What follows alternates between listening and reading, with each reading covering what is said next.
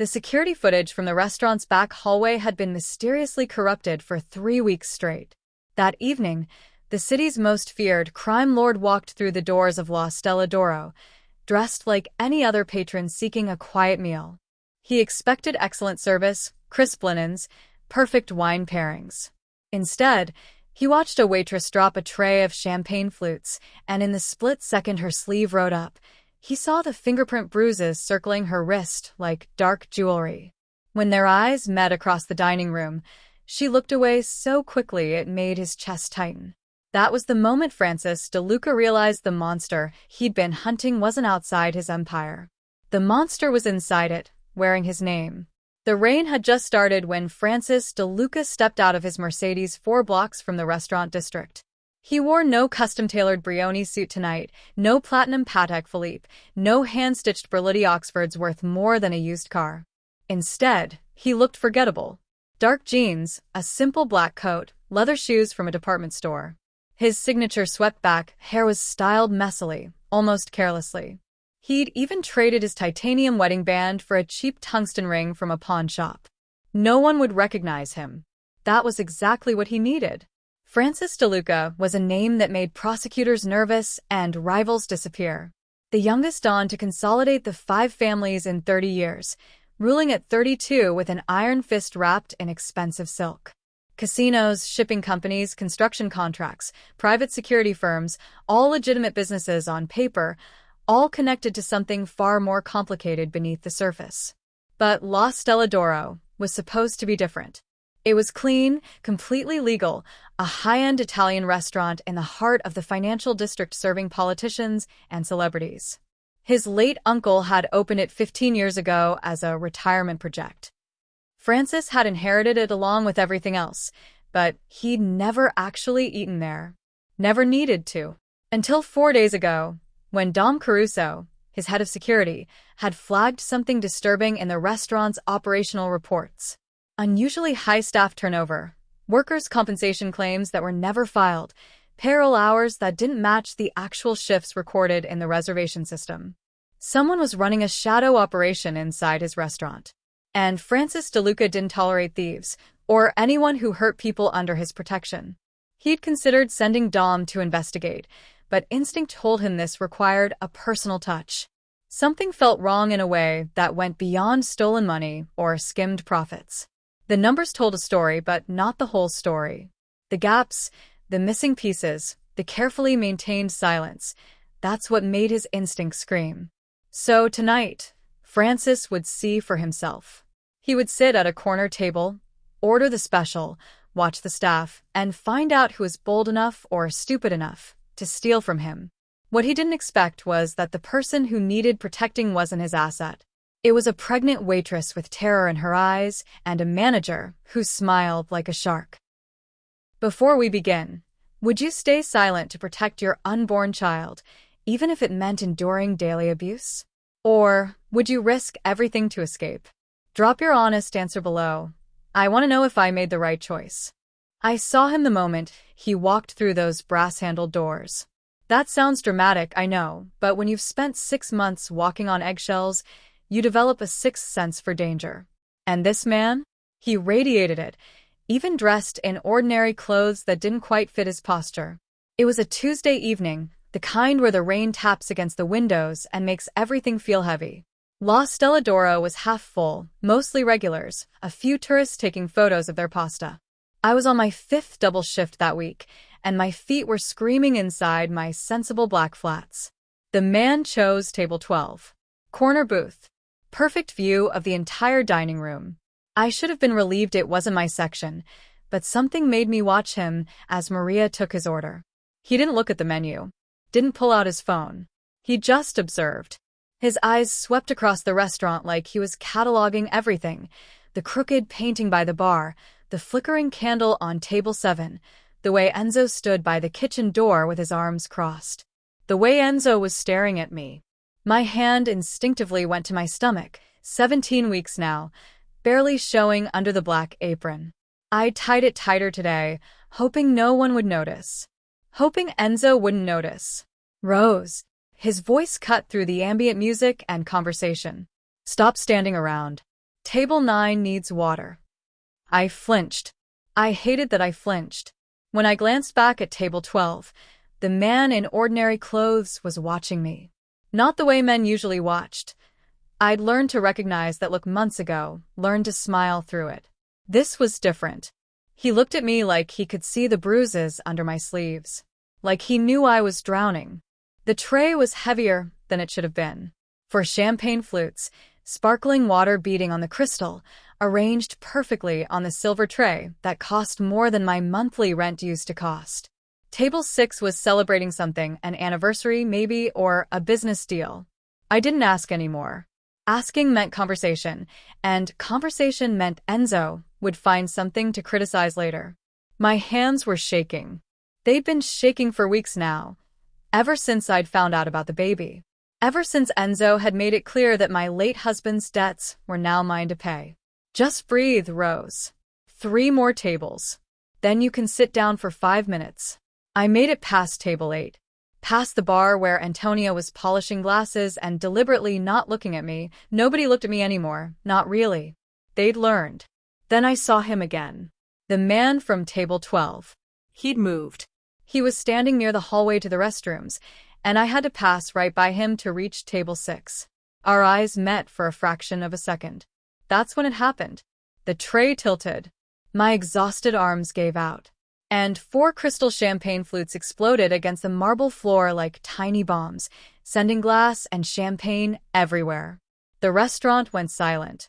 In that horrible, frozen moment, I bent down automatically, my pregnant body awkward as I tried to gather the broken pieces. My sleeve rode up. Just for a second. Just long enough.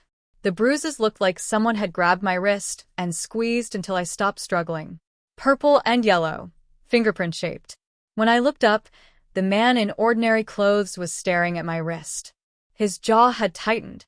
His hands had curled into fists at his sides. But it was his eyes that terrified me. They'd gone completely cold. "I'm so sorry," I whispered to him, to the restaurant, to anyone who would listen. "I'm so sorry." What would you do if you witnessed someone being abused at their workplace? Would you intervene immediately? Or would you investigate first? And honestly, do you think this stranger is about to make my situation better or worse? Hit that like button if you're hooked, and drop your prediction in the comments. Subscribe so you don't miss what happens next, because Enzo isn't done with me yet. Enzo's shoes clicked against the marble like a countdown. Click, click, click. I knew that sound better than my own heartbeat. I'd learned to measure his moods by the speed of his steps. Fast meant angry, slow meant calculating. These were slow. "Everyone, please, continue your meals," Enzo announced, his voice dripping with false charm as he reached my side. Just a small accident. Nothing to worry about, but his hand was on my elbow. Gripping. Hard. I could feel the man watching us. Everyone was watching us. Maria had frozen halfway to the kitchen with a tray of dirty dishes. Antonio had stopped polishing the same glass he'd been working on for 3 minutes. "Rose," Enzo said, smiling for the audience, squeezing for me. "Let's talk in the back."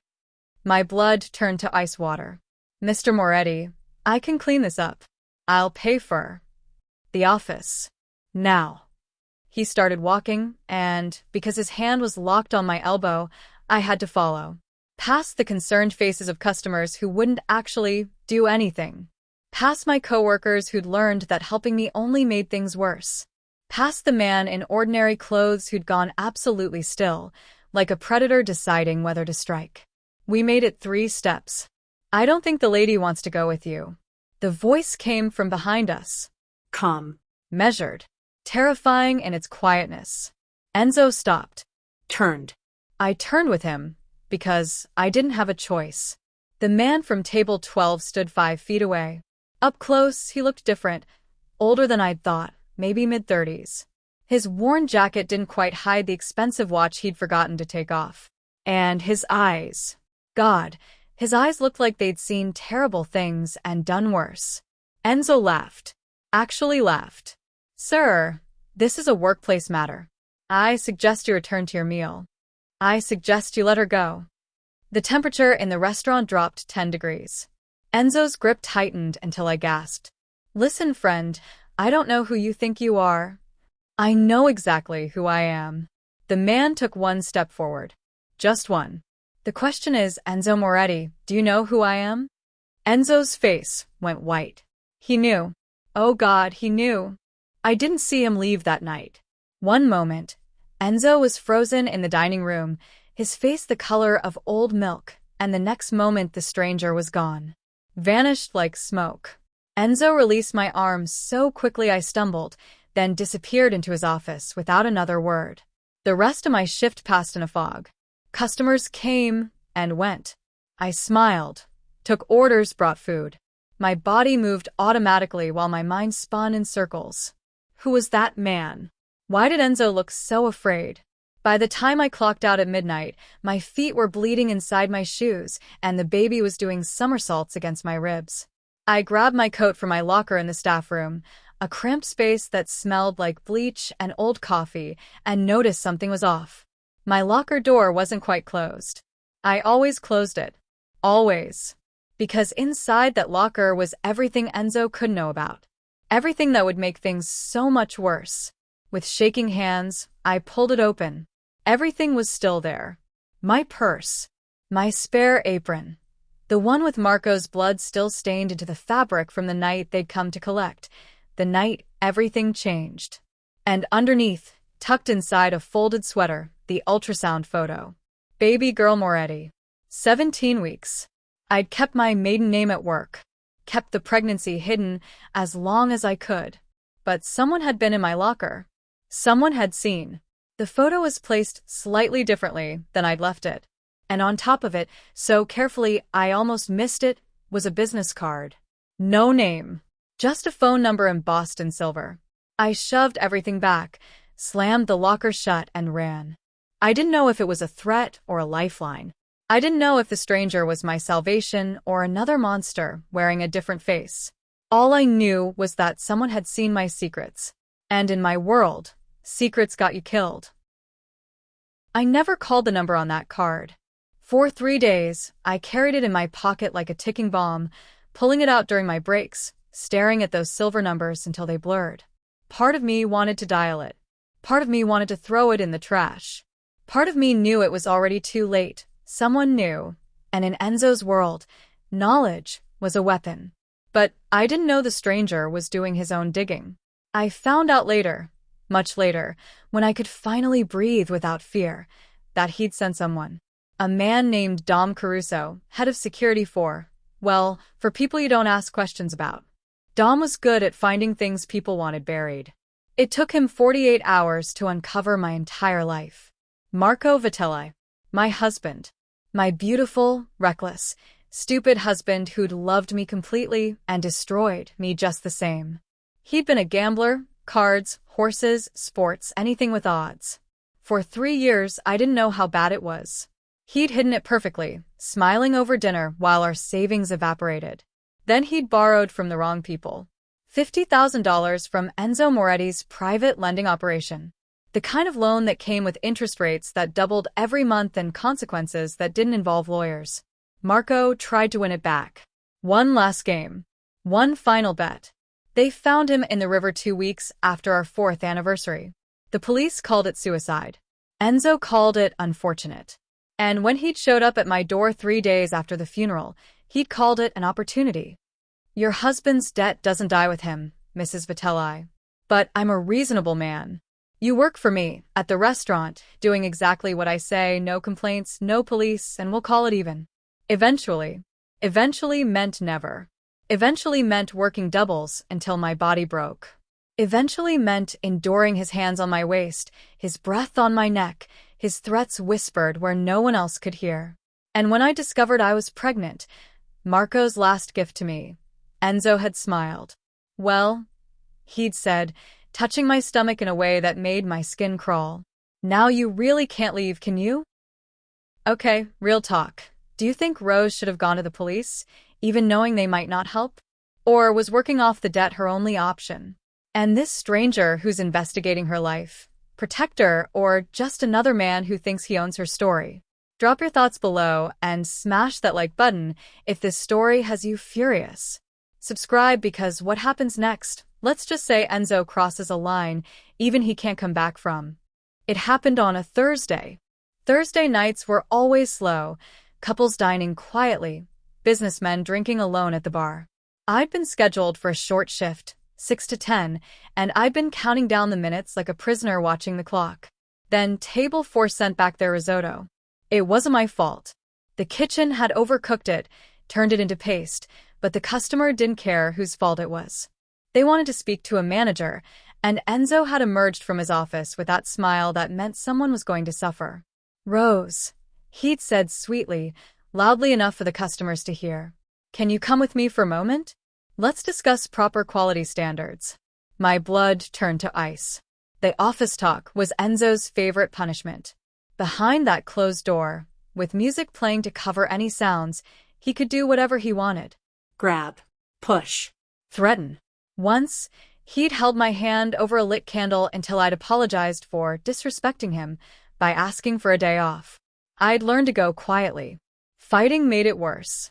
"Mr. Moretti, please, I'll fix it." His hand clamped around my upper arm, fingers digging into muscle. "The office. Now." He started dragging me past the bar, past the kitchen doors, toward that hallway I'd learned to fear. I could feel tears burning behind my eyes, but I wouldn't cry. Not in front of the customers. Not where people could see and do nothing. Then I saw him.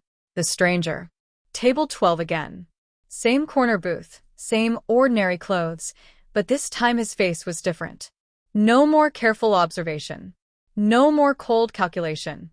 He looked absolutely murderous. Our eyes met, and I saw it, the decision crystallizing in real time.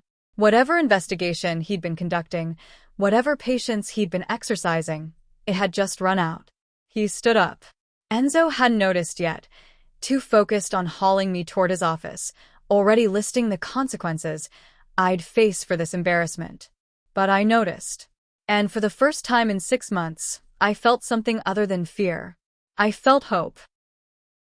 Enzo's office smelled like cigars and expensive cologne that couldn't quite mask the scent of fear. He shoved me inside, and I stumbled, catching myself on his mahogany desk. "You cost me a $300 meal tonight," he hissed, closing the door. The lock clicked. That sound always made my stomach drop. "How exactly are you going to make that up to me, Rose?" His hand reached for my face. The door exploded inward. I screamed.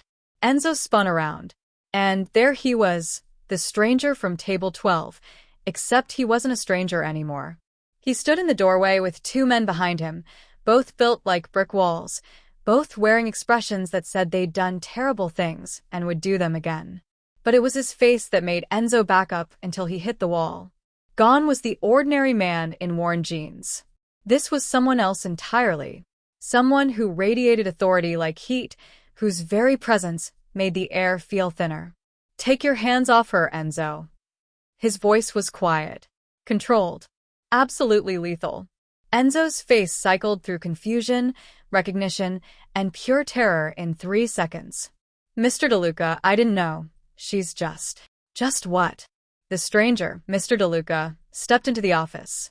"An employee you've been extorting? A pregnant widow you've been assaulting? A woman whose dead husband's debts you've been using as an excuse to commit crimes in my restaurant." "My restaurant? Oh God. This is your restaurant." My voice came out as a whisper. He didn't look at me. His eyes stayed locked on Enzo, who was now visibly shaking. "La Stella d'Oro belongs to my family. Has for 15 years. Which means everyone who works here is under my protection. Did you know that, Enzo?" I was just collecting what was owed. "Marco Vitelli owed you $50,000. According to my accountant's calculations, Rose has worked off $73,000 in unpaid labor over 6 months. You're stealing from her. You're stealing from me." One of the men behind him, older, gray-haired, with eyes like a shark, stepped forward with a folder. "Dom Caruso, Mrs. Vitelli, head of security. We've documented everything. The loan terms, the assault incidents, the threats. All of it." I couldn't breathe. Couldn't think. "Francis DeLuca." The Francis DeLuca. The name whispered in fear. The man who made people disappear. The crime lord who owned half the city. He'd been watching me. Investigating. Protecting me. Get him out of my sight, Francis said quietly. Enzo was dragged from the office, begging, crying. The sounds faded down the hallway. Then Francis turned to me, and his eyes softened. You're safe now, Rose. I promise you're safe. I started crying. 6 months of terror came pouring out in ugly, gasping sobs. And Francis DeLuca, the most dangerous man in the city, caught me when my knees gave out. I didn't sleep that night. Francis had Dom drive me home. A real home. Not the shoebox apartment I'd been hiding in, but a secure building with a doorman and cameras. Temporarily, Dom had said, though his tone suggested arguing would be pointless. The next morning I got a phone call. Mrs. Vitella? This is Sarah Chun, Mr. DeLuca's attorney. Can you come to our offices today? There are some documents that require your signature. I almost said no. Almost ran. Because men like Francis DeLuca didn't help people without wanting something in return, and I'd learned that lesson too well with Enzo. But something in his eyes last night had been different. So I went. The law offices were downtown, all glass and marble and quiet efficiency. Sarah was a sharp-eyed woman in her 40s who smiled like she knew everyone's secrets and kept them anyway. Mr. DeLuca wanted you to understand what's happening, she said, sliding papers across the conference table. Enzo Moretti has been removed from all business operations. His assets, the ones he purchased with money stolen from Mr. DeLuca's operations, are being seized. Removed? My voice shook. He's alive. He's just no longer in a position to hurt anyone. Her smile was terrifying. Additionally, we've tracked down 3 other managers working similar schemes across Mr. DeLuca's businesses. They're all signing agreements today. She pushed another stack of papers toward me. This is a trust fund, established in your name and your daughter's name. It contains compensation for your unpaid labor, pain and suffering, and lost wages. The initial deposit is $250,000. I stopped breathing. Furthermore, Mr. DeLuca is establishing a foundation, social outreach programs for vulnerable workers, job training, legal assistance. He'd like to offer you a position as director. Salary, benefits, full health care including maternity leave. Why? The word burst out of me. Why would he do this? Sarah's expression softened. Because he walked into his restaurant expecting to find thieves. What he found was a system that allowed predators to thrive. And Francis DeLuca, for all his faults, doesn't tolerate predators. She slid one final paper across. A letter, handwritten.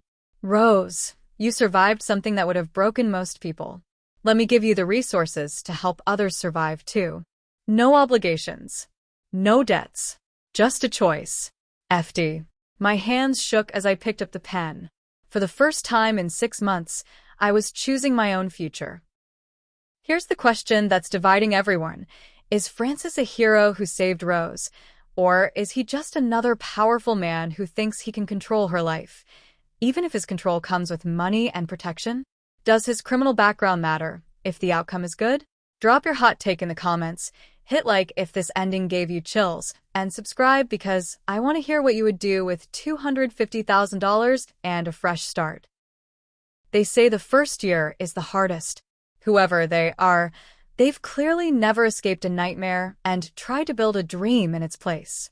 The Rose Foundation launched 6 months after that meeting in Sarah's office. 6 months after I signed papers that changed everything.